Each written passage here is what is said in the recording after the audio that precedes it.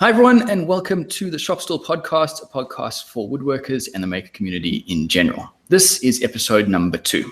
My name is Robin Lewis from robinlewismakes.com. I'm joined by Joey Chalk from King Post Timberworks and Jordan Crawford from Periodic Furniture Studio. We live stream the recording of this podcast every Thursday evening at 6 p.m. Australian Eastern Standard Time or UTC plus 10, or you can watch or listen to it later on YouTube or SoundCloud. I want to say hello to everyone in the chat. We'll get to your comments as much as possible as we go, but feel free to chat amongst yourselves. The idea with this podcast is that this is a place for people to meet. So before we get into this week's topic, let's do a quick rundown of what everyone's working on. So Joey, do you want to kick us off? Sure. So I've been working on a cherry altar, Buddhist altar. So that is almost finished. Half of it's finished. I just finished the last coat of Danish oil this morning, and I just have so it's like it's a very tall table pretty much, and underneath it there's a little cupboard that I've yet to finish that is on wheels, and I guess they're going to keep like incense and things like that in it, and so that's almost ready to go. And the other more interesting thing for me is I'm just about finished my kitchen for my house. So that will be going in tomorrow morning. First thing in the morning, I'm going to load the van up, drive up the road, and get my kitchen finished off and a couple of odds and ends. So that is cool.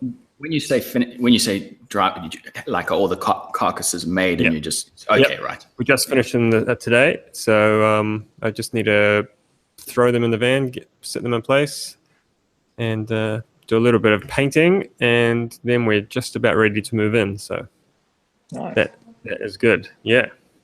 Cool. George, how about you? I've been doing a few things here. So I did a shop stool to kind of launch off the podcast and make the announcement on my channel. So that was just a really quick rush thing that I didn't really measure, but it came together nicely and people were reacting really well, which is good.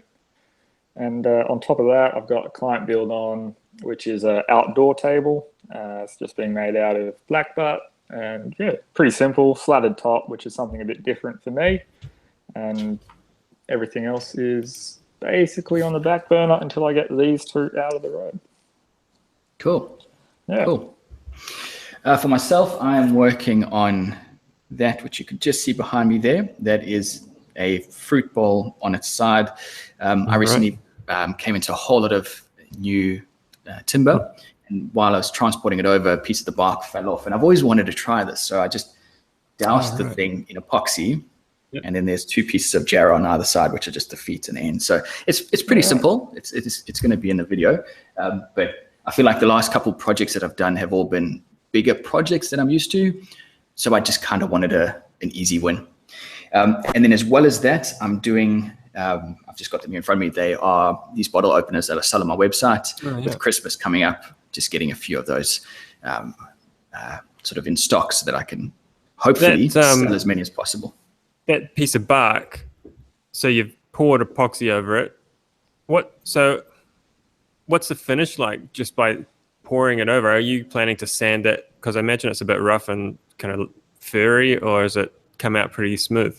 The actual chunks of the bark are they're pretty big chunks. So it's a pretty, I guess you'd say, solid, the pieces are solid. So it's not furry. But then at the same time, it's not particularly nice to the touch.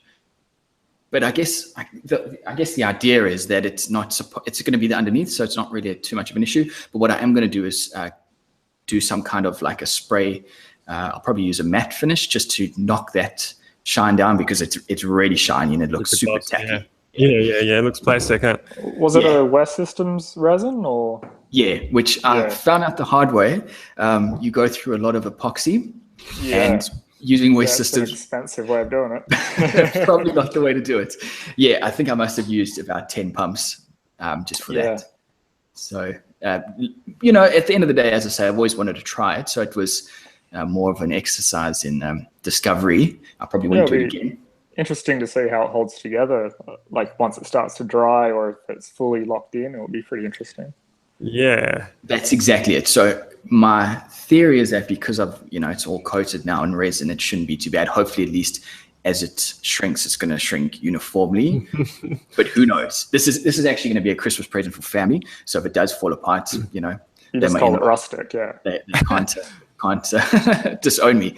I've got the same kind of concerns for my bath. Like we've used it a few times now, and everything's all good. But it's like, who knows what's going to happen? Was that cedar or Western? Yeah, I use cedar. At least it's somewhat. Yeah, it's repelling, and it's kind of stable. Like I think I picked cedar because it was so stable.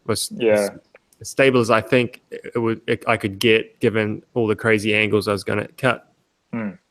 But in hindsight, I would go back and use the hardest wood I could find, probably maple or something. So it makes it easier to shape. The shaping would be hard. But the epoxy was so hard. What was that? Paulownia would be a good little choice because it's. What is that? It's a really light hardwood. It's one of the lightest woods there are. But it's used a lot in boat building because it's actually resistant to water and it doesn't wick up like Western red cedar does. But harder to work. Yeah, right. Yeah, cedar was easy to shape, but when I hit the epoxy, like it wouldn't grind away as quickly. So I'm having these issues of getting big scallops next to the epoxy and really issuous. So tonight we're going to be discussing a topic that Joey mentioned, and he's going to have a pretty cool story for it in a second. But we're basically talking about timber and how it operates and how the sort of the precautions that you need to take when using it outside. And one of the main reasons we want to talk about this is the fact that down here in our corner, there's some pretty intense sun. I've lived in London for a few years, and I can tell you straight up, the people in Europe don't know what sun damage is when it comes to timber. So we sort of want to discuss what precautions you need to take and what this extreme UV does to timber. So I'll hand over to you, Joey, just to start off with that story that you had. Well, it's good that you were just talking about that. So maybe I'll talk about the UV first because I've done a little bit of research. I will refer to my notes here. So we have 40% higher UV than the same latitude in the Northern Hemisphere, which seems pretty outrageous. I wouldn't have thought it was that far. Jeez, that's intense. So there's three main reasons. That is, the Earth is an elliptical orbit, and we're kind of tilted as we're orbiting the sun. And so in our summertime, we are much closer to the sun than the Northern Hemisphere is during their summer. So we're just physically closer, so we're hotter. Second reason is we've got just about no air pollution. So there's nothing to stop the UV coming through. Third reason is that the ozone layer gets a lot thinner in summer around Antarctica, and so it thins out the whole ozone area around, especially around heading out towards New Zealand. So the ozone layer gets thicker during winter and then thinner in summer. Just a cycle that it does. So. Now, isn't the ozone layer back in the 90s when that hole was created? Wasn't that around here as well? Yeah. So everyone thought there was, oh my God, there's a hole. We've stuffed the planet up. Later, they realized that it's actually a big cycle, and the hole is always there to a certain degree, but then it expands and contracts, and it's kind of like the planet breathing, essentially, in a really layman's way of talking about it. So that is reason, and a couple of other fun facts about how crazy our sun is. There is a UV index, international UV index, with 10 being considered extremely high UV. So in the Mediterranean, in the middle of summer, they will have a 9 or a 10 a couple of times a year. And in Florida, in the States, they will get a 12 a couple of times a year. And here in the northern half of New Zealand, we will get a 14 pretty much every day in summer. So we're up to, in Queensland, we're 13 or 14 already, and it's not even in the middle of summer. Yeah. Yep.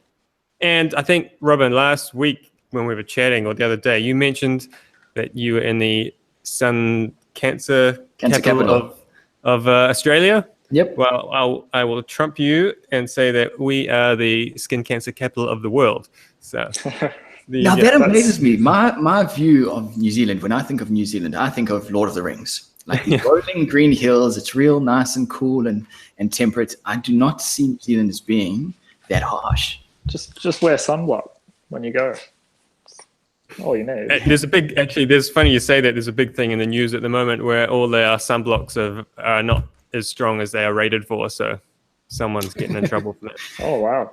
Yeah. Yeah. So with that in mind, how crazy our sun is, the other day, about a week ago, I was emailed a few pictures of an outdoor dining set from a client who wanted me to restore it.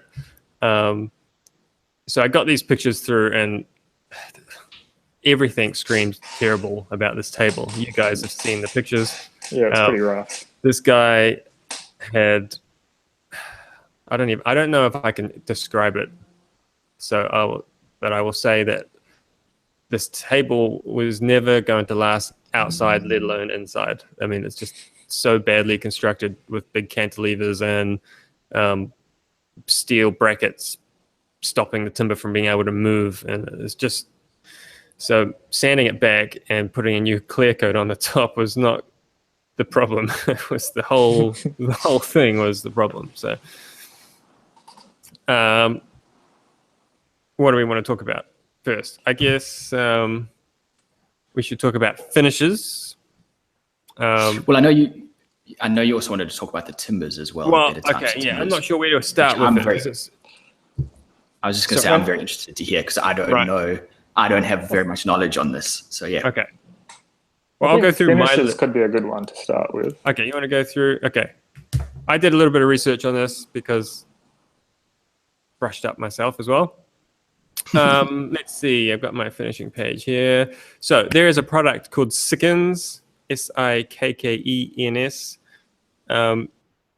They are a specialty outdoor and to a certain degree indoor timber finishing product. They've got it's a stain. They've got 9 colors, and they have really heavily added UV blockers in it. Yeah. So the stuff's designed to stop the sun doing what it does. That being said, it still peels off the side of buildings. I've seen it. So good stuff, but you've got to do the upkeep on it. Yeah, maintenance is crazy on it. That's what I've used on my veranda and patio. Yeah. And that's just made out of treated pine, and it's doing a great job considering it's pine. But every year I have to go in, sand off, and reapply some areas and stuff. So it's good, but not. Yeah, I was having a read through their kind of care instructions and application instructions, and that alone is about 4 pages of what not to do. And so, you really, I don't think many people would ever have the perfect conditions for applying the product the way that it should be. So kind of they write themselves out of a warranty, I guess. But what was I going to say? So the good thing about that stuff is one of their products is called Stool BLX Pro. So new one, it's water-based, and that is breathable. And they say it will expand and contract with the timber, which is interesting for a film finish. So it's not just going to be like a glass encased piece of timber that's not going to do anything. Yeah, that actually plays into one of the notes that I kind of took down here, and that is that wood moves a lot more when it's outside than when it's inside. So the finish that you do choose has to be able to accommodate that. So a lot of people that apply a film finish will come back in a year or two and they'll have it flaking off. Yep. And that's because a lot of these outdoor finishes still aren't designed for the extreme movement that you get outside. That's right. It's more about if it's a project that's sitting outside undercover and sheltered, that's a different story. But if it's a full outdoor exposed to the wind and seasons, most film finishes fail. Yeah, they actually go on to say that even talking about other finishes, the Sikkens brochure I was reading, or article really, it was saying that you should maintain your pieces before you see any damage. So once you see some edge damage or flaking, it's actually too late to fix it up to a point where it's going to be blemish free. So it's interesting that even they're saying, look, just keep putting the product on, because otherwise you're kind of stuffed. Do they give, I don't know if you mentioned this before, do they give a time on their in a perfect condition, in a perfect application? They say their stain, or they say in general, stains should be applied every 18 months, which I thought was... that seems pretty excessive, isn't it? It seems fairly long, because I was going to say, in my experience, like every 6 months, if you don't want to see damage. And now when you say stain, are we talking about a stain or a finish? The stain varnish thing. Well, stain finish, stain oil. Because my next kind of product I was going to say on the front of my workshop, I've got vertical cedar boards, and I used a decking oil. And I've had to apply that, or when I first did it, I applied it every 3 months to try and keep it from fading, because it gets direct sun in the morning. And I've kind of slacked off on it. But I could see the deterioration over 3 months. So, and at the moment, it's probably had nearly 4 liters of oil on like a 3 meter wide door. And it just seems like such a waste. You're literally putting on, and it just goes. Yeah, it just kills the timber. So, what do you think about teak oil, Jordan? Yeah, teak oil's got a bit of tung oil in it too, doesn't it? Usually. Yeah, it's tung oil and linseed and varnish. Yeah, thinned down.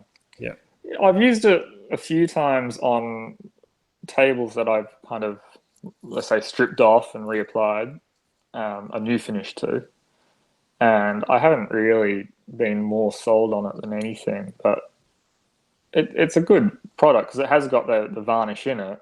It will harden up a little bit, and it will do a little bit more protection than just pure linseed oil.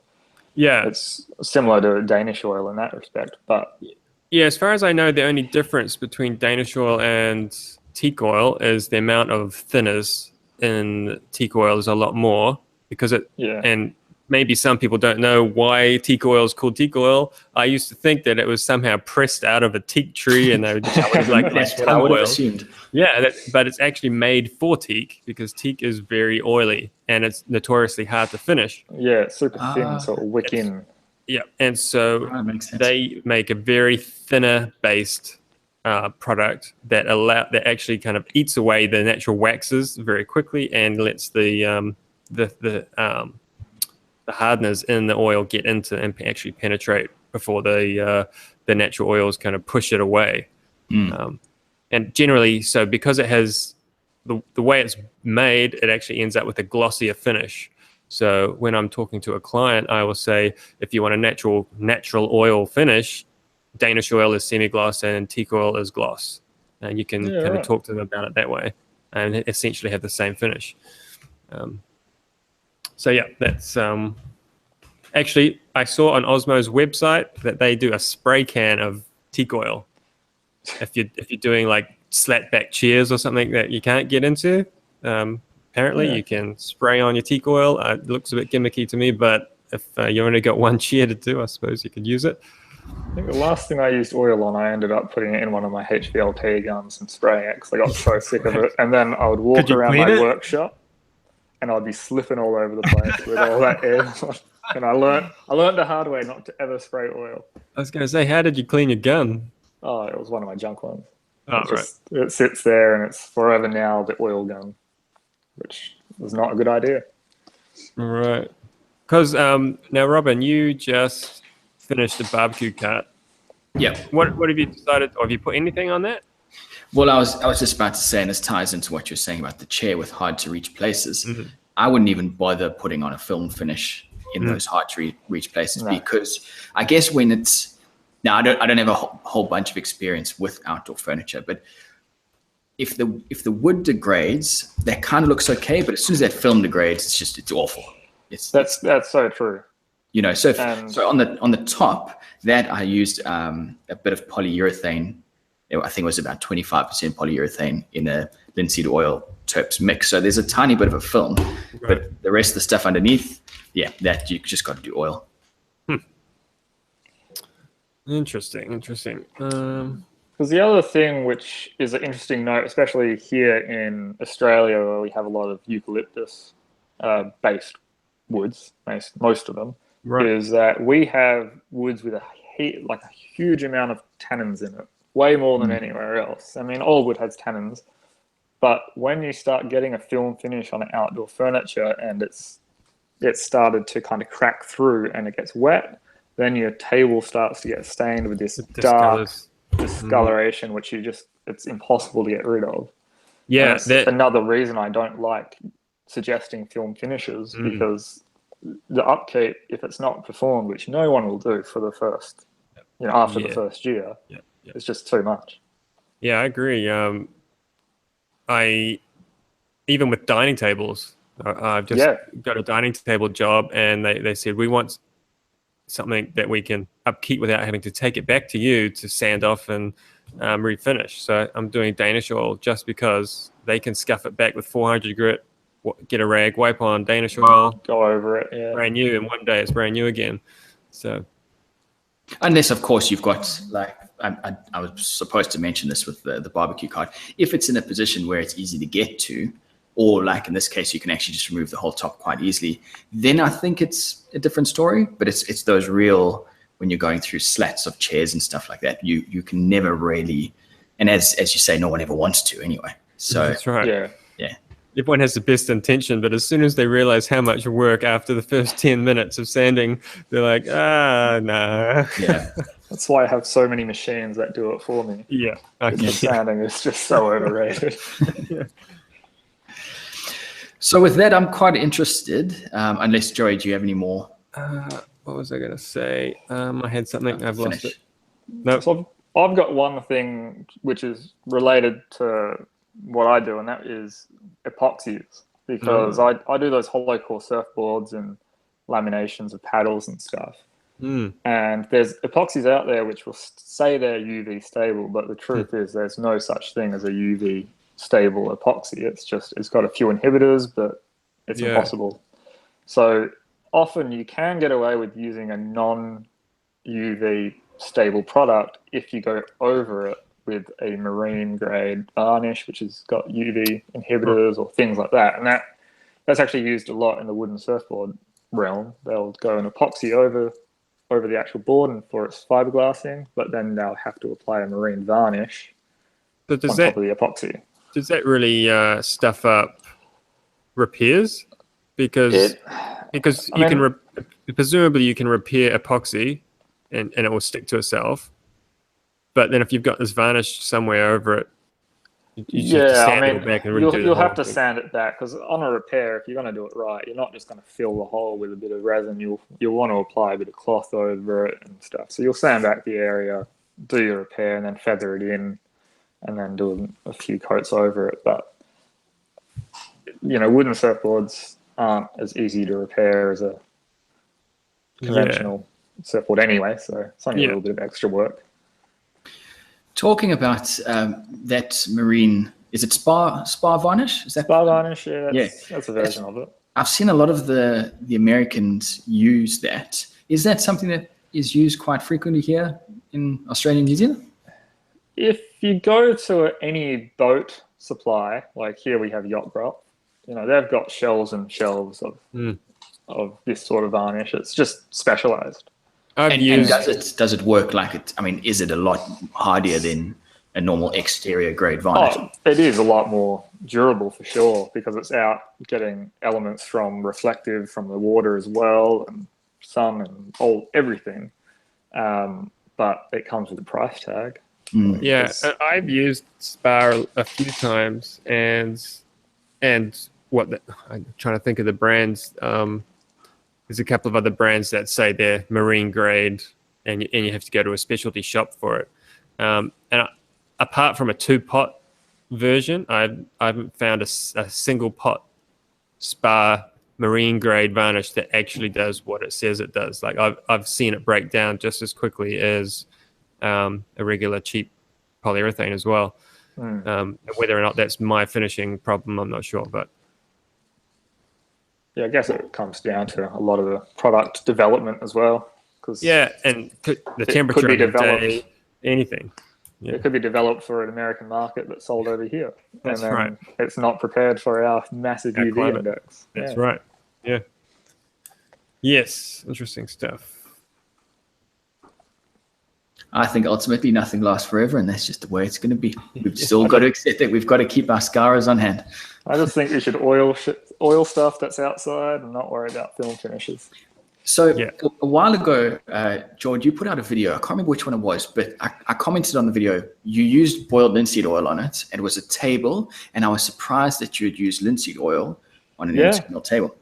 I tried that not too long ago, and it's I didn't realize the sheen that you could get. Oh, you can get a beautiful finish on it. You just have to be willing to put up with the smell for a while. The dry time, huh? Yeah. Yeah, that's the other one, but. Yeah, I was really surprised. It's kind of changed my outlook on oils a little bit, because I've always seen them as that's what you put on cricket bats. You don't you don't finish furniture with it. There's always got to be some kind of a polyurethane or something in there. But I think there's that same perception for Danish oil. I think I get that feeling from some of the American video makers and stuff, that Danish oil is like just for the beginner because you can just wipe it on and it's finished. But I can get a glass smooth, full gloss sheen from Danish oil or teak oil, and it looks like I've sprayed it. It feels like it's been sprayed.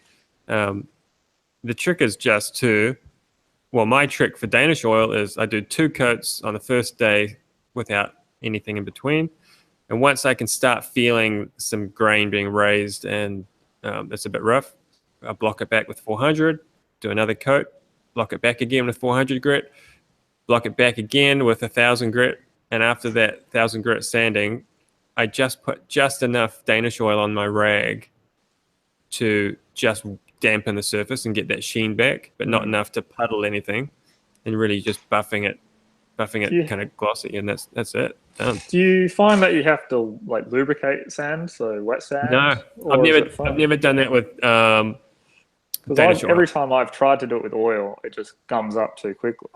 But it could be the oil I'm using. Yeah, could be the oil I'm using. Yes, but I do find you've got to let it dry hard. Like I'll do a coat, and if I want to sand that coat of oil, I've really got to wait a full day for it to cure.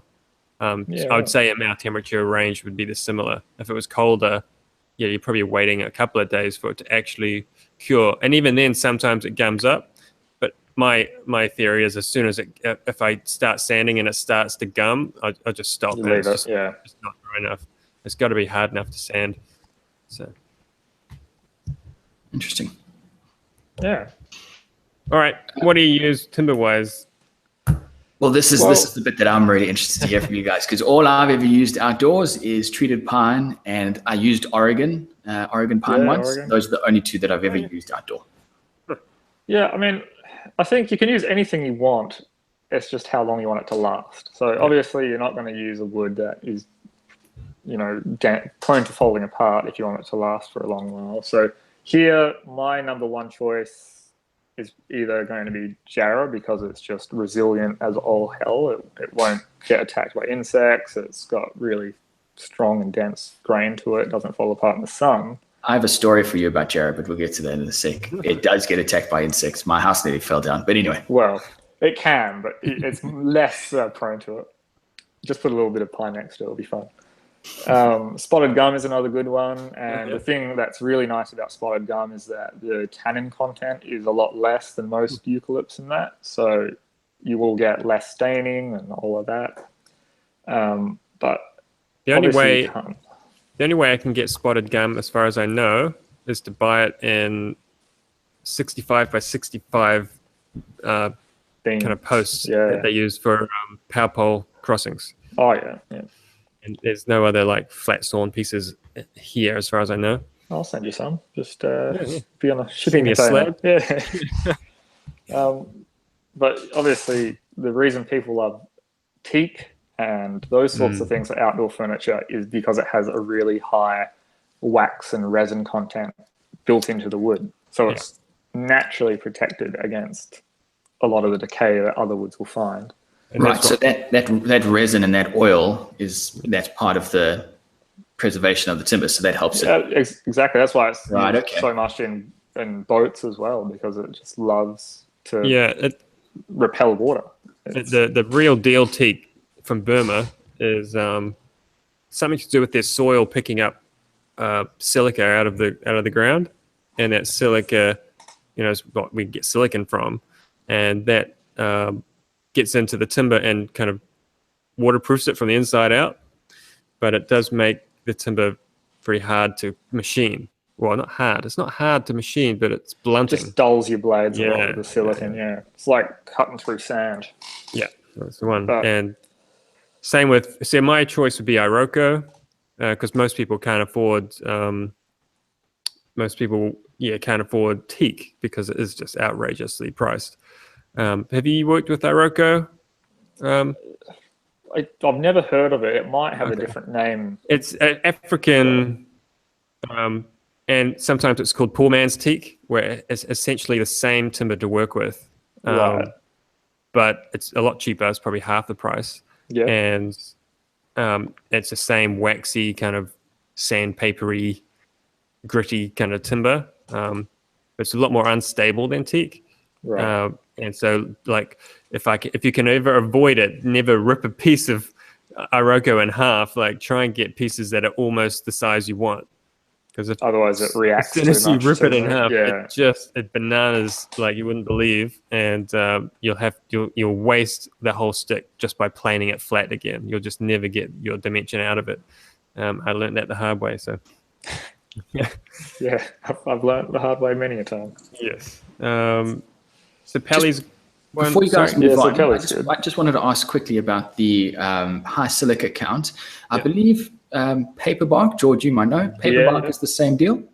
Yeah. A lot of the kind of swampy trees around here tend to have a fair bit. I couldn't tell you any names off the top of my head, but paperbark does ring a bell. Is it milled, or is it just kind of chopped as windfall, or? Well, I think over east it's more more ready or more available, I should say. Yeah, we got heaps of it. So it does get milled a lot, but it is considered firewood by most people. Like, if it's on your farm, you'll cut it down for firewood. I've just got a big chunk of it outside as part of that wood that I've got. And I was worried that when I take it to the sawmill, the guy's going to look at it and say, not a chance, I'm not putting my blade near that. Is it that bad, or am I expecting too much of that? It's not going to be like going through a rock. No, it's not that bad. I mean, you just have to keep your tools sharp, and once you start realizing that you're not getting very good results, so whether you're planing it or chopping mortises by hand, just go back and sharpen your tools. Right. It's not impossible to work. It's just it will dull your tools a lot faster than most. So yeah. Probably I find, like, if I'm milling teak, I would say I'd have to say if I was hand planing teak, I would have to resharpen twice as much as I usually would. Yeah, I think people that use a lot of teak have special actual blades as well. Like, it's got different grinds on it. I'd say you could probably you'd probably decrease your grind angle. You'd probably go down to like 25 degrees or something, and you'd get a slightly longer cut life, but not necessarily as clean. Yeah, the finish might deteriorate or whatever. That'd be interesting to think about. But yeah, I mean, the other really good option, which is what you've used, Rob, is treated pine. I mean, it's not going to be pretty as a lot of our hardwoods, but it's cheap, it's easy to get to. Or Meranti, is it? Or Meranti's okay for outdoor. Yeah, Marabou is also really good, used in decking. Yeah, and I was going to say some decking timbers, Quilera, Vitex. Yeah. But really, I think it comes down to where your piece is going to be. If it's full sun, you're not going to have much luck with any wood. It's gonna grey no matter what. But if it's sheltered and out of the wind and all that sort of stuff, You can use almost anything. I was going to say, when you were mentioning pine, slightly going back to the finishing, that if you're using LOSP treated pine, which is a kind of treatment. LOSP treatment is essentially where they inject a series of white spirit chemicals. And there's various types of those chemicals. I looked it up, but they're too hard and long to say, and there's too many of them. But essentially what that is like your wet treated pine. So it's the stuff that you might build your fence out of or something. If you go to the timber yard and they leave it outside and it's so sopping wet when you pick it up. Some people will build their like a picnic table or something out of that, which is perfectly fine. It's not going to rot. But if you intend to stain it or finish it in any way, it's recommended that you actually leave it for up to 12 weeks strip stacked to let dry out a bit more. Well, yeah, actually the chemicals have got to evaporate. Oh, right. Yes, so it has to flash off. Yeah, the water is going to be present because they inject it diluted with water. But those chemicals will definitely react with any stain pigments and stuff that go on there. So I guess you could build your picnic table wet and let it dry off naturally for a month or two and then stain it. Well, now the deck that I built in my old house in Adelaide, when I was building that, I heard this story from so many people, but my next door neighbor, Chippy, he said, no, don't worry about it. Just put the stain on. Now I was using one of these decking stains, the water-based ones, which is almost, it's basically like a thinned down paint. It's not a stained stain. So that goes on, and the timber must have been, well, I mean, I got it from the mill. I mean, I don't know how long it was sitting at the lumberyard, but I got it, built the deck all within a week and stained it and looked fine. But as I say, it wasn't a traditional, stain that actually penetrates the wood. It was one of these. I've actually got a tin of it here. It's these. Oh yeah, I know those things. Yeah. And these are obviously the cheap and nasty ones, but if you're going to be refinishing a deck every 6 months to a year, that's what you use. Yep. Yeah. But yeah, I heard the story as well, but in my experience, didn't really make too much of a difference. Was the timber really wet? It wasn't hugely wet, but after about 6 months in the sun, the gaps had gone from, I think I started with about 2 mil, it opened up to about 5. Right. Yeah. So it had shrunk a bit, but then having said that, in Adelaide in Adelaide it's hot, dry summers and then cold, wet or humid, wet winters. So it's the two polar opposites. So back in winter, they were almost touching again. So it was moving that much. It might have been like a H3 treated, or that's what it was. Yeah. Yeah, that's what it sounds like. There's 3 types of treatment. So you've got boron treatment, which is what your pine house studs would be treated to, and it's generally H1.2. And then you've got either CCA treatment or or LOSP. So we just talked about the LOSP, which is the white spirits injecting into it. The CCA is also an H3.2 treatment, but it's a dry. So often that'll come out as KD, kiln dried off the shelf as H3.2, and it's a copper chromate, something rather. And that will take a finish straight away, and generally is pretty dry, even if they kept it outside. That must be the same one then. Yeah, I'm pretty sure it was H3. Yeah. So on the ends of your sticks of lumber, they'll have either LOSP stamped in or CCA, and then so you can kind of tell which is which. Or you just get it, use it, and then hope for the best. Yeah. And then never read. I mean, I've never done that, but yeah. That deck that I built was such a pain because I think Adelaide is the weather in Adelaide is just awful from that perspective because, as I say, it's 40 degrees and 5% humidity in the summer, and then you're down to 15 degrees and 90% humidity with constant rain in the winter. Yeah. And I went for a boardwalk, I think that's what they call it, a boardwalk style deck, where it had a big 120 mil piece wrapping around it. So sort of the deck board's busted into. Mitered around. And at that mitre, it would, I swear it was like a 10 mil gap, depending on the season. And so I managed to get some, because there was nothing I could do. The miter just opened and closed. I tried screwing it in and plugging the gaps, and it eventually stopped opening like this and just started opening like this. So I got some gap filler, tinted it the same color, tried that, and that just was terrible. It was the last time I ever tried and do something like that, because there was just so much movement, and I just always attributed that to the fact that it was pine. Yeah, I mean, I've had this idea in my head to kind of fill those joints with a cork strip, so it would expand a little bit and compress a little bit, and it'll keep those gaps. I've never tried it, but it's something I've always thought about. I mean, I've got a pine deck at the moment. It's only 2 years old, and I've got almost 20 mil gap between some of my pieces, and it shrunk on the length up to 15 mil, some of them. On the length? Yeah. It's just, the sun has just sucked the life out of this timber. So it's just, and I think part of the problem is if you buy the really wet decking, like the loss treated decking, it's so wet and it's massive, it's all swollen up. You can't, even if you lay the decking boards tight together, they're going to shrink some, and you're going to get big gaps, let alone when it's so wet like a sponge, and it shrinks down almost a third of its size by the time you finish screwing in that plank.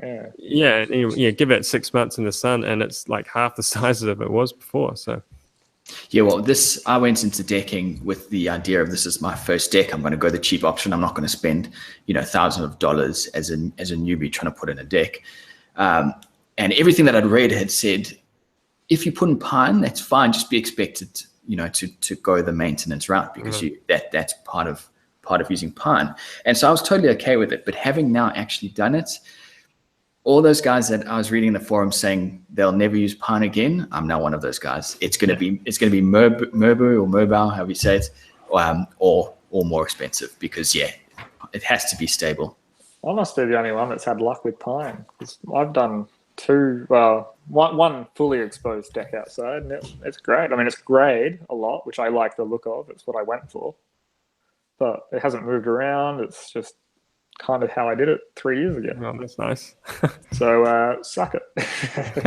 Hey, Jordan, what timber are you using for the table at the moment? The one I'm doing is black butt. So it's mostly a budget thing, but it is a good timber for outdoors. It's quite resinous and it has good treatment. So are you doing anything fancy have you considered the joinery or how things are going together?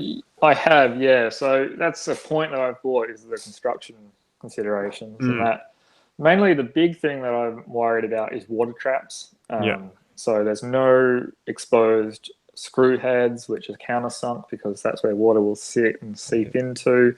The only bad thing that I have had to do is I've had to, because it's a framed top, it's a mitered frame, and then slats in the middle, I've made it so that the frame is rebaited and the slats sit down on top. So there is a shelf for water to collect, but I know that this is going undercover, so it's not concerning me too much. I have thought in that case, I've done similar things, and I considered making that shelf on like a 3-degree angle or something.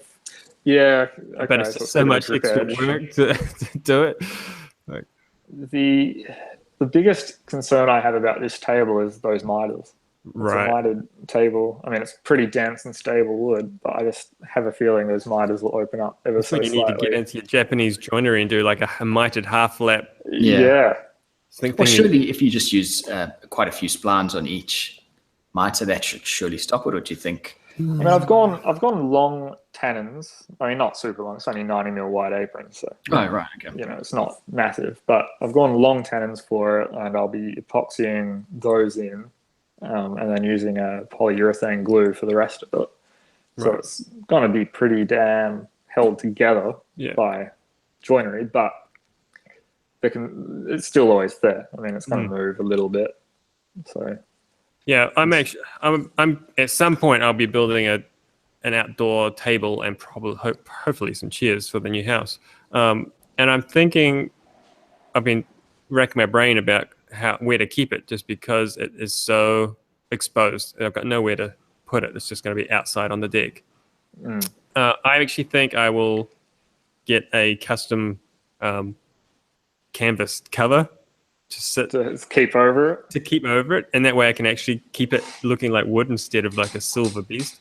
See, I refinished a long slab. It would have been like, thinking back to it, maybe 3 to 3.5 meters long. Just a single slab, and it was the worst. It was even worse than the table that you're having to refinish now, Joey. Like just worst construction I've seen. But I had to refinish it for them. It's what they wanted. And this thing was twisted to probably about 150 mil out from low point to low point. Holy shit. So I just told them I can sand it back, but I can't do much about a twist. Yeah. But this thing was obviously the prized piece of their collection because they had a long canvas, like a boat cover. Right. Custom made to the shape of the slab that they kept over it. And it still Well, didn't do anything for it. It protected it from getting silver. Yeah. But I think that's all I'm getting at is in terms of like the whole finishing thing, just cover it up and take the cover off when you want to use it, and you see this pretty thing, and you only see it for an hour a day or whatever. But yeah, I mean, it might be worth doing. Just before we move on, Darren's asked about Purple Heart. Now, I know we've talked about Purple Heart in the past. I don't know very much about it, so I'm quite interested. Is that an exterior wood? Would you use it externally? It is, as far as I know, it's the second hardest timber out there. It's used for building docks and piers, and like they drive it into the floor of the ocean. So it's not going anywhere. Is it stable? In my experience, yes. As a furniture maker, as I've seen here, they sell it as decking, and it moves like you wouldn't believe. It cups. They try and sell the wide boards here, like 140 by. Well, they were selling 140 by 20, and then they put grooves on the back to try and stop it cupping. And then they went to saying, oh, you should put 3 screws in it instead of 2 to try and keep it flat, and then it just splits. And so then they went and they'll sell decking as 140 by 40 now, and then you just like spending a small fortune on Purple Heart. And then that's good though that they make it that size, I think, because I haven't heard of that here in Australia. Everything's 20 or 22. Yeah, well, even Vitex here, because of the same problem, Vitex and Quilla, you get 140 by 40 or 38 or something like that. Just because. Yeah, we get 38 in some species. Okay, hard to come by. Yeah, I've never seen it. Yeah. I mean, it's not in Bunnings. Usually it's in actual direct wholesalers or trade places. I personally wouldn't go down the route of Purple Heart for a deck unless you are going to keep it purple, which is just about impossible because it's like what else does it? I'm not sure. No. So Purple Heart is like sun reactive. So when you first cut it, it's like brown. It's pretty ugly looking. Put it in the sun for 20 minutes and it goes bright purple. And the longer it's in the sun, the darker and richer the purple gets, as long as it's in light. If you leave it in direct sunlight, it's just going to turn silver within probably a month. So it's kind of, what's the point if you're paying all that money for? That's technical. I just as a rookie, like wood is wood. Like that is a brown piece of wood. It will always be a brown piece of wood. Yeah. That sounds it like oxidizes. I don't think the words oxidization, but it's whatever it is, photoreactive or whatever from the sun. So interesting stuff. Yeah, I've never worked with it, but it's really hard. Like I could do like 2 passes with my plane and then go sharpen it up and then come back 2 passes because do it again. Yeah, otherwise it just tears out. That you've super sharp blade to actually slice the grain, and then it's blunt. Go start again. Yeah. So my dining, I've got a dining set up on my deck, which I've had for 2 years, and it was one of these what you buy from the local furniture chains. It's one of these cheap. I think it's Indonesian or from somewhere around there. So I don't know what type of wood it is. It's quite some rainforest timber. Yeah, it's quite oily. Yeah.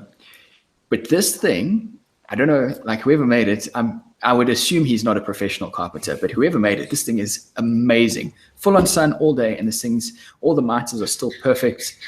And I look at that table and I think that is about as cheap and nasty as you can get, but that's still holding together.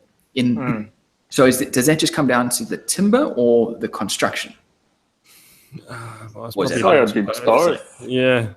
I mean, having not seen it, but it would have to be a bit of because both. when it gets warm, you can actually see some of the oils coming out of the timber. Right. Okay. Like, so well, that's probably a lot of it. It's like teak. I made a little teak shower stool, and I screwed it together with stainless screws and then epoxied teak plugs in over the screw heads, and I was expecting them just to expand and pop out. They haven't moved, and then the thing still looks like it did the day I made it. And so, that timber just will not absorb water. And if you've got other timbers that are that oily, that's, I think, really going to help just keep the timber stable. Like if the water can't get in there to do the damage, you're halfway there. And obviously, if it's not in direct sunlight, if it's somewhat sheltered, that's also helping. Yeah, interesting. All right. Well, do you guys have any other bits that you want to talk about?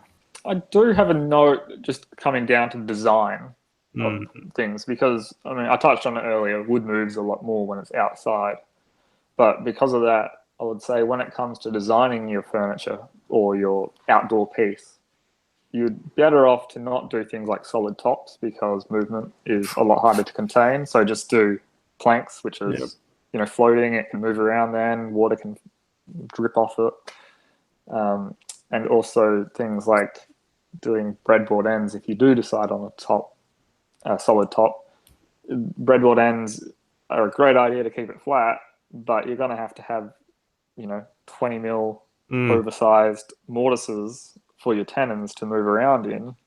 That it's just going to be really hard to keep those designs stable and steady and all of that sort of stuff. So I seen oh god, the name's just escaped me. But someone did a big outdoor table on YouTube. Yeah, Matt Cremona. And he's done breadboard ends and used massive wide single piece slabs, and it's just. But his weather does seem to be generally cooler than hotter. Yeah, that's true. So, but he's all the way up in Michigan, so that's right on the border of Canada. Climate, yeah. So, but if we did something like that here, you're asking for nothing but trouble. I was actually thinking about his table, and then thinking the other night, how could I design something similar for our climate? And what I came up with was to have your planks with, like, say, 5 mil gaps between them as your top. You could still put a breadboard end on the end and have a central mortise on each plank coming to a breadboard end, and each of those could actually be fully glued in place, I think. And then those boards would still do what they need to do. Because they've got gaps, and the mortise is, say, in the center third of the plank, and so it's only held in the center third still. The outside edges of the boards, each plank can still do what it needs to do, and it's going to hold the top flat.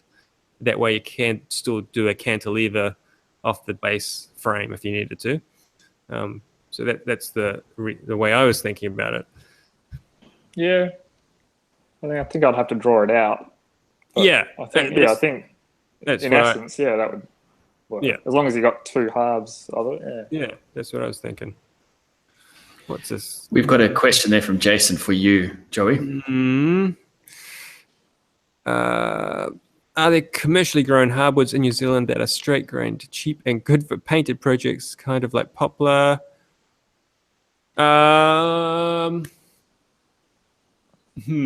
guess we got to define cheap, because so pine is cheap, but and so if you go to somewhere that specializes in good timber, not just Mitre 10 or Bunnings or whatever. Yeah, nothing wrong with Bunnings. Okay. I just can't use their timber area. It's like too difficult. So our clear pine is pretty bloody good, and it's cheap. If you go to, say, BBS Timbers, go to their website. That's who I use all the time. Their pine, like I just picked up 185 by 19 dress boards. Each one of them is 2.4 long, and it's like $3 a meter or something. Wow. And it's clear. It's just so cheap, and you can buy it by the bundle. So that's probably it. I actually have recently talked to a lady close to me who has a tree farm. She's just taken it over from her grandparents or something, and they've actually got a forest of Tasmanian blackwood and beech and oak and all sorts of stuff, which it's the first time I've heard of in this country, having a forest that's now mature and ready to fell. And she wants me to cut a tree down and build something with her blackwood. wow. And have it as a showpiece so she can sell the wood to other furniture makers. So that is, so there is a source, but not right now for hardwood. Yeah. So is there anywhere in New Zealand that does small, like kiln drying operations? So not huge commercial for those sorts of people? Or there is a company, Hermpac, or used to be Herman Pacific. They have a kiln not far from me, just north of Auckland.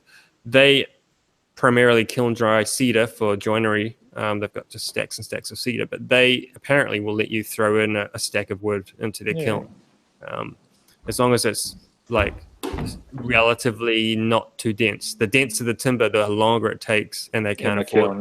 They can't have the time in the kiln. So, yeah, it is hard to have a mixed species kiln, but yeah, just interesting to know. Yep. All right. What about Kauri? What about Kauri? It's pretty much not available. You can get Indonesian Kauri, Fijian Kauri, which are a bit softer than our stuff, although our stuff is still pretty soft. It really, just to put the damper on things, Kauri is red pine. That's all it is. It just happens to be massive trees that were dead straight with no limbs on it, so you get perfect planks. If you wanted to buy Kauri, I say go to Nikau Demolition in Auckland, but you're going to pay through the nose for it. So, All right. Someone, Jason, you just said BBS is 6 hours away. They will ship to you. You just give them a call, tell them what you want. They will pick it, wrap it up, ship it to you. You have to pay. I assume that's pretty big. That's gonna be pretty big orders, isn't it? No, you could ring them up. I've seen them just wrap up a single stick of wood and send it out. They'll wrap it up in plastic, put it on a truck. Cool.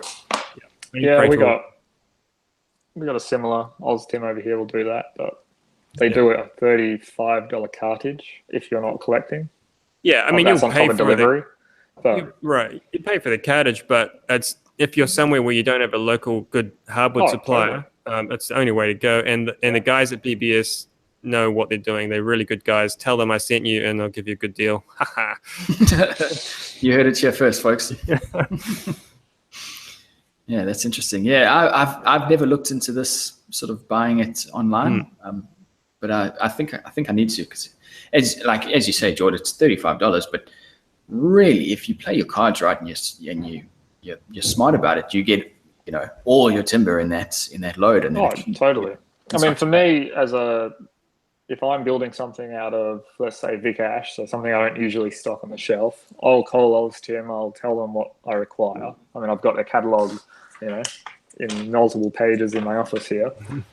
And they will have it picked and ready for the next day and delivered to me on a flatbed if I need it. But if the order's less than, I think, at $600, it's going to be $88 for the delivery. Right.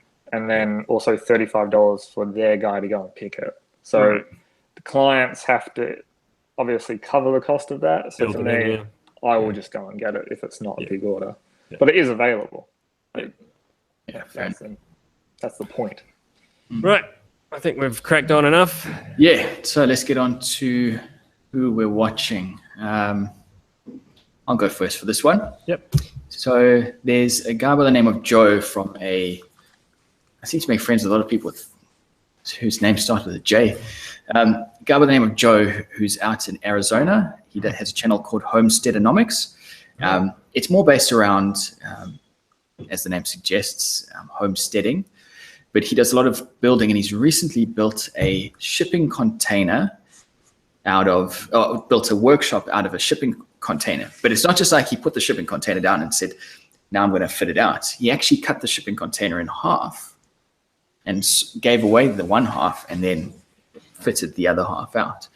And it was really interesting. So he does a whole lot of homesteading around his house. So water management, because he's in the desert. As I say, built his workshop. At the moment, he's building a small cubby house for his daughter. Really interesting channel if you enjoy homesteading. I really do. Homesteadonomics, definitely check it out. Tell Joe I said hi.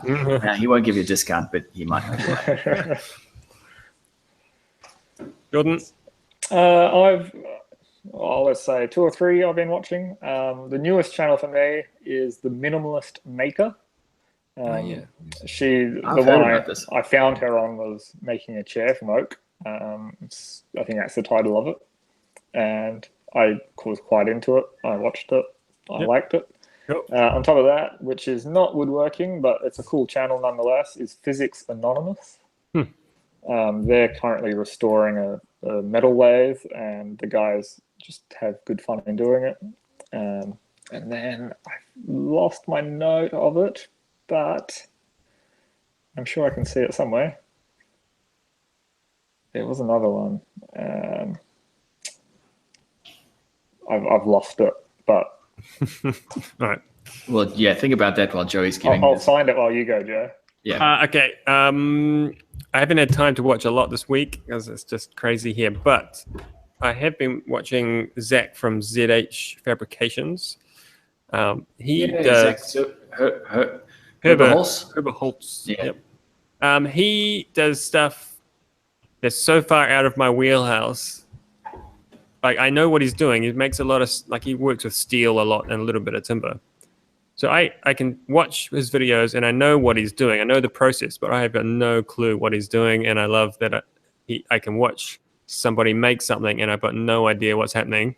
And then there's a cool made thing at the end. And I guess that's a bit like when people watch my videos, I think, maybe. I'm not sure. But it's interesting having that feeling of what the hell's going on. Oh, look, this is a cool thing. I like that. So you're sort of saying like it's all the bits coming together make no sense, and then bam at the end. And I've got no idea what he's doing. Welding bits of stuff. I don't know the process. I do not work with metal, and so watching someone who is creatively working with metal rather than just making boxes is really interesting. So, some might argue that that's poor storytelling because he's not taking you along for the ride. But I agree with you. Jimmy DeRessa does the same sort of. I used to find the same thing with him because there's very little storytelling. So he's just welding this and hammering this, and suddenly it's a thing. Sometimes I'd skip to the end of his video just to see what the heck he's making, and then come back to where I was. Yeah, similar sort of vibe. So I found the other guy I was watching. Oh yeah. It's Timothy Wilmots. He's a bit of a veteran. He's quite a large channel, but if you don't know him, he's just got some really nice equipment.